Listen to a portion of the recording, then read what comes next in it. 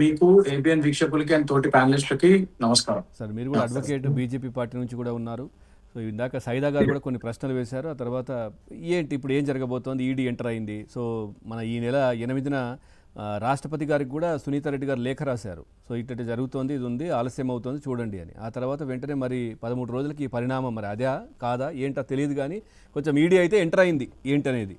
So ఎట్లా జరగబోతోంది? So Saida గారు కొన్ని ప్రశ్నలు వేశారు కదా బీజేపీ పార్టీకి, మీ సమాధానాలు ఏంటి? సార్, పవన్ గారు ముందుగా నేను చెప్పేది ఏంటంటే ఈడీ ఎన్ఫోర్స్మెంట్ డైరెక్టరేట్ అనేది PML act, prevention of money laundering act కింద పనిచేస్తుంది.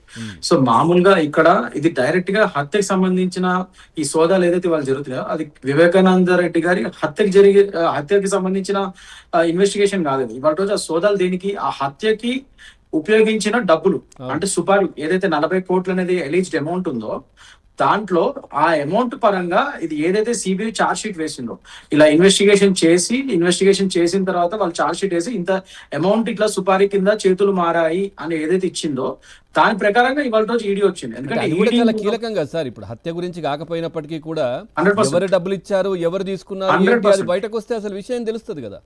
100% అదే చెప్తున్నా ఇప్పుడు నేను. సో అంటే నేను ఫస్ట్ ఇది చెప్తున్నా ఎందుకంటే ఇప్పుడు ఈడీ వచ్చింది అంటే అది based on the CBS charge sheet and FIR ఇవన్నీ కలుపుకొని. ఎందుకంటే నేను ఎప్పుడు చెప్తాను ఈడీకి సొంతంగా ఎఫ్ఐఆర్ ఫైల్ చేసే అధికారం ఉండదు. వేరే ఇలాంటి కేసుల్లో ఒక ఎఫ్ఐఆర్ అయిన తర్వాత ఆ ఎఫ్ఐఆర్ బేస్ చేసుకొని ప్రొసీడ్స్ ఆఫ్ క్రైమ్ ఉంది ఇందులో అని ఒక ప్రైమా ఫేస్ ఎస్టాబ్లిష్ అయితే అప్పుడు ఈసీఐఆర్ అని ఫైల్ చేస్తుంది ఈడీ.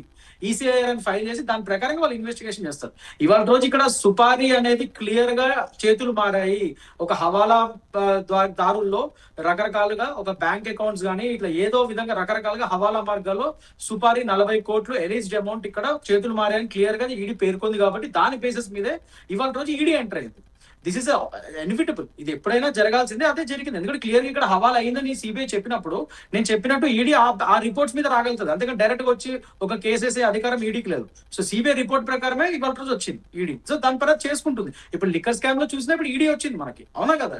అంతే, ఈడీ ఈజ్ ఆఫ్టర్ కాన్సిక్వెన్సెస్ అనమాట. ఎప్పుడైనా సరే ఒక రిపోర్ట్ అయిన తర్వాత ఆఫ్టర్ దాట్ ఆ కాన్సిక్వెన్సెస్ బెటర్ ఇది వస్తుంది. ఎందుకంటే బలమైన ఆధారాలు ఉంటేనే ముందుకెళ్తారు కదా సార్. దిగినారు అని అంటే దాంట్లో వాళ్ళ దగ్గర ఖచ్చితంగా దీనికి సంబంధించి ఉంటది పూర్తి డీటెయిల్స్ ఉన్నాయి. కాబట్టి దాని తగ్గట్టుగా అసలు ఈ సుపారీ ఎవరిచ్చారు, ఎవరికి ఇచ్చారు, ఈ ట్రాన్సాక్షన్స్ ఎలా అయినాయి, ఏ బ్యాంక్ అకౌంట్స్ ద్వారా వెళ్ళాయి, ఈ మధ్యవర్తులు ఎవరెవరు ఉన్నారు, మధ్యవర్తుల బ్యాంక్ అకౌంట్స్ నుంచి వెళ్ళాయా, లేకపోతే ఇంకా వాళ్ళకి అనుసంధానమైన మనుషుల బ్యాంక్ అకౌంట్స్ నుంచి వెళ్ళాయా, లేకపోతే వేరే షెల్ కంపెనీలు వేరే ఇతరత్ర దేశాల్లో లిక్కర్ స్కామ్ ఎలా చేశారో ఆ విధంగా ఇతరత్ర షెల్ కంపెనీ ద్వారా ఏమైనా ట్రాన్సాక్షన్ చేశారా, తీరా అమౌంట్ వచ్చిన తర్వాత ఈ హత్య జరిగిన తర్వాత నెక్స్ట్ ఆ అమౌంట్ ని వీళ్ళు ఏ విధంగా ఏమైనా ప్రొసీడ్స్ ఆఫ్ క్రైమ్, ఆ ప్రొసీడ్స్ ఆఫ్ క్రైమ్ తో వీళ్ళు ఏమైనా ఆస్తులు కొనుగోలు చేశారా, ఇవన్నీ దర్యాప్తులు తేలుతాయి. ఈడీ దర్యాప్తులో ఇవే ఈ విధంగా తేలుతాయి. దానికి అనుగుణంగా ఇవాళ రోజు అవినాష్ రెడ్డి గారి ఇంటి మీద, సునీల్ యాదవ్ ఇంటి మీద అండ్ గంగిరెడ్డి గారి ఇంటి మీద, ఈ అందరి ఇంటి మీద సైమల్టేనియస్ గా హైదరాబాద్ లో ఉన్న అవినాష్ రెడ్డి ఇంటి మీద అండ్ పులివెందులో ఇంటి మీద సైమల్టేనియస్ గా రేట్స్ ఎట్టున్నాయి. దీనికి తగ్గ సాక్ష్యాధారాలు ఏమైనా దొరుకుతాయేమో మీరు అన్నట్టు ఆ సాక్ష్యాధారాలు దొరికితే ఇవాళ రోజు పవన్ గారు డెఫినెట్ గా అది సిబిఐ కేసు ఇప్పుడు ఏదైతే కోర్టులో పెండింగ్ ఉందో, ఇప్పుడు ట్రయల్ స్టార్ట్ అవుతుందో దాంట్లో కూడా ఖచ్చితంగా ఇది ఒక కొరాబరేటివ్ ఎవిడెన్స్, అంటే డైరెక్ట్ ఎవిడెన్స్ గా కాకపోయినా కొరాబరేటివ్ ఎవిడెన్స్.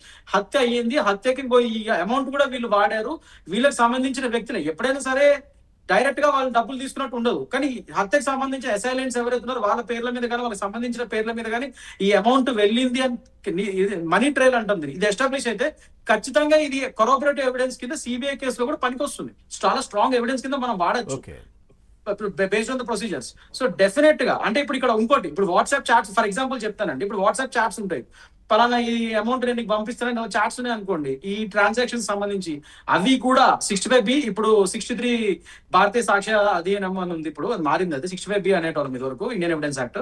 ఎలక్ట్రానిక్ ఎవిడెన్స్ దాని ప్రకారం కూడా ఇవన్నీ పెట్టి క్లియర్ గా ఇవన్నీ కొరాబరేటివ్ ఎవిడెన్స్ కింద సిబిఐ ట్రయల్ లో కూడా ఉపయోగిస్తారు. సో డెఫినెట్ గా ఇది హ్యూజ్ బిగ్ స్టెప్ అంట. నేనైతే ఒక మంచి స్టెప్ అయితే, మంచి పరిణామమే. ఈ కేసు ఇంకా ముందుకు వెళ్ళడానికి, ఇంకా వాళ్ళ అసలైన నిందితులకు ఉచ్చు బిగిసే విధంగా ఇది ఖచ్చితంగా ఉపయోగపడుతుంది ఈడీ యొక్క సోదాలు ఇవన్నీ అని ఇప్పుడు అనుకుంటాను. ఎందుకంటే ఈ సోదాలు ఏమైనా బయట పడితే ఎవిడెన్స్ ఆ ఎవిడెన్స్ ఏమైనా మనకి చెప్పినట్టు మనీ ట్రైల్ ఇవన్నీ పనికొచ్చేవి పడితే డెఫినెట్ గా బయటపడితే డెఫినెట్ గా కాదు నిందితులు సార్, ఎవరైతే ఇంతకాలానికి ఆరోపణలు ఎవిడెన్స్లు ఉన్నాయో ఇంతకాలానికి రావడం ఎవిడెన్స్ అంటే వాళ్ళ దగ్గర పక్కా సమాచారం ఆధారాలు ఉంటేనే ఇప్పుడు దిగుతారా, లేదంటే ఈ ఆలస్యమైంది కదా మరి వాళ్ళు కొంచెం దీన్ని ఎవరైతే నిందితులు ఉన్నారో దీన్ని చెరిపేసే ప్రయత్నం చేస్తారు కదా, ఇవన్నీ మాయం చేసే సార్ ప్రయత్నం ఉంటుంది కదా. అది సార్ అది ఇందులో చెరిపేసేవి ఏమి ఉండవు సార్. ఇది నేను అదే చెప్తున్నా. ఇప్పుడు ఇక్కడ పిఎంఎల్ఏ మనీ ట్రైల్ ఎక్కడి నుంచి ఎస్టాబ్లిష్ చేస్తారు? హత్య జరిగిన ముందు సమయం నుంచి హత్య జరిగిన తర్వాత వరకు ఈ రోజు వరకు లేటెస్ట్ డేట్ వరకు అప్పటి నుంచి మొత్తం ట్రైల్ అంతా తీస్తారు. కేవలం ఇప్పుడు ఈ లోపల జరిగింది కాదు. సో అంతకు ముందు జరిగిన ట్రాన్సాక్షన్స్ నుంచే కదా ఇవన్నీ తీసేది. హత్య కంటే ముందు అసలు ఏమేమి ట్రాన్సాక్షన్స్ అయినాయి నుంచి వీళ్ళు స్టార్ట్ చేస్తారు అంటే ఎప్పటి ఇన్వెస్టిగేషన్. నుంచో వర్క్ మొదలు పెట్టారని అనుకోవచ్చా? సార్ ఇది నేను చెప్తుంది అదే సార్ ఇందాక నుంచి. ఈడీ అనేది ఫస్ట్ నుంచి ఇప్పుడు మొదలు పెట్టలేదు, ఎందుకంటే చేసే అధికారం లేదు ఈడీకి. మీరు ప్రపంచంలో మన పిఎంఎల్ యాక్ట్ ప్రకారం అదే ఉంది అక్కడ రూల్. అది మీరు ఒక లోకల్ పోలీస్ స్టేషన్ లో కానీ ఎక్కడైనా కానీ ఒక ఎఫ్ఐఆర్ అయ్యి మనీ లాండరింగ్ అయ్యిందని ఎఫ్ఐఆర్ లో పేర్కొంటే ఆ ఎఫ్ఐఆర్ బేసిస్ మీద మాత్రమే ఈడీ రాగలుగుతుంది. డైరెక్ట్ గా సుమోటోగా ఈడీ డైరెక్ట్ గా వెళ్ళి తీసుకునే అధికారం లేదు. Based on the FIR and the report of the police, the investigation agencies, దాని మీద ఈడీ రాగలుగుతుంది. సో ఇక్కడ సిబిఐ క్లియర్ గా పేర్కొంది. ఇక్కడ సుపారీ ఇక్కడ ట్రాన్సాక్షన్ అయింది సుపారీ 40 కోట్ల వరకు అని చార్జ్ షీట్ లోను, సప్లిమెంటరీ చార్జ్ షీట్స్ లోను, ఆఖరి సుప్రీంకోర్టులో వాళ్ళు పెట్టిన ఎఫిడవిట్స్ లోను సిబిఐ పెట్టినందుకే ప్రైమా ఫేస్ ఎవిడెన్స్ ఉంది కాబట్టి ఈడీ వచ్చి దాని మీద ఇంకా పెద్ద పెద్ద ఎవిడెన్స్ లో అసలు ఈ సుపారీ ఎలా ఉపయోగించారు, ఏం ఉపయోగించారు, ఈ మనీ లాండరింగ్ హవాలా ఏ విధంగా వాడారు అన్న దాని మీద ఇప్పుడు దర్యాప్తు జరుగుతుంది. ఆ మనీ లాండరింగ్ మీద మెయిన్ ఇప్పుడు ఈడీ దృష్టి అంతా. అది ప్రూవ్ అయింది అనుకోండి, మనీ లాండరింగ్ మర్డర్ మీద ఇన్వెస్టిగేషన్ చేసే అధికారం ఈడీకి లేదు.